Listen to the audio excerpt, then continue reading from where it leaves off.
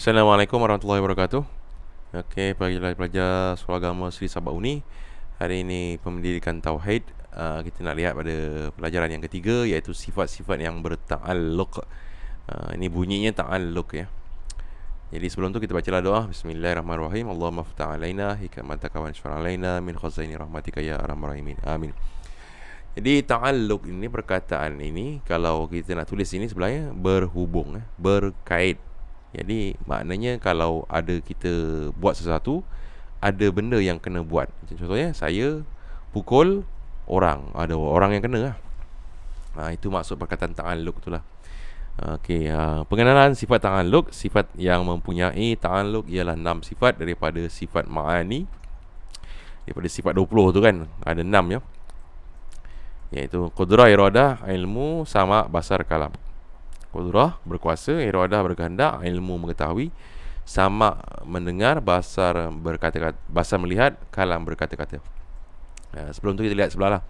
Zat dan sifat Allah adalah dua perkara yang berlainan tetapi tidak berpisah. Ini sekadar info ya. Kemudian di bawah, cepat faham benda ni. Okey, bagi mungkin ada jirim dan arat. Ini kita dah belajar.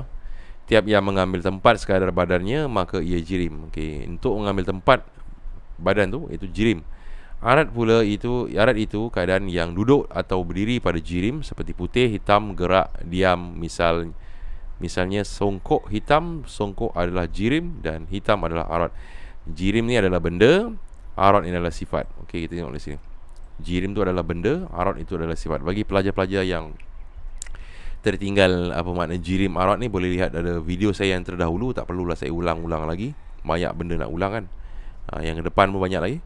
Makna sifat ta'alluq itu sifat yang berta'alluq, ia sifat yang ada hubungan kerja atau tugas kepada sesuatu yang lain, berkait kepada makhluk, dan bukan hanya setakat ia berdiri pada zat Allah Ta'ala. Okey, ini tolong garis, ini pening.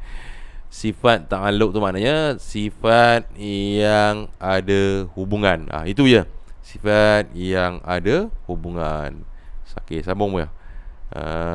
Kepada makhluk. Okey, sifat yang mana? Sifat yang ada hubungan kepada makhluk. Ialah kalau berkuasa kepada siapa? Makhluk lah. Allah menjadikan makhluk, berkuasa. Dia ada hubungan lah. Siapa yang kena jadikan? Makhluk lah. Garis ni, sifat yang ada hubungan terhadap makhluk. Okey, sambung. Sifat hayat tiada berta'alluq hanya menjadi syarat sah bagi sifat ma'ani. Okey, hayat ni tak boleh nak kita berkatakan berta'alluq lah. Allah Ta'ala hidup, tidak ada kena-mengena dengan makhluk kan. Contohnya sifat qudrah, ta'alluqnya ialah taksir. Taksir ni memberi kesan, iaitu bukan hanya setakat ia ada pada zat Allah, tetapi berperanan pada mengadakan atau meniadakan makhluk. Ini berbelit-belit ni. Maksudnya sebenarnya gini, sifat qudrah Allah Ta'ala itu adalah berkaitan pada mengadakan atau mentiadakan makhluk. Itu je, berkaitan mengadakan atau mentiadakan makhluk. Jadi siapa yang dita'alluq? Makhluk lah. Apa kerja qudrah ni? Mengadakan. Apa kerja lagi? Atau mentiadakan. Itu kerja qudrah. Okey, kita lihat pada sebelah. Ini sifat ni kena hafal lah.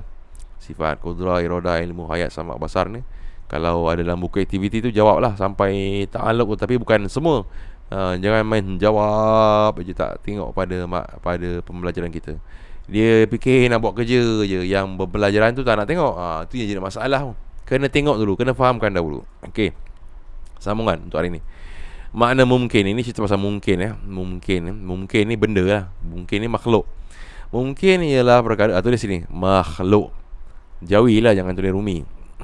Mungkin ialah perkara yang harus adanya dan tiadanya, yang boleh berubah-ubah. Termasuk dalam mungkin itu perkara wajib aradi dan mustahil aradi. Wajib aradi ni dibagi makna ni dua ni.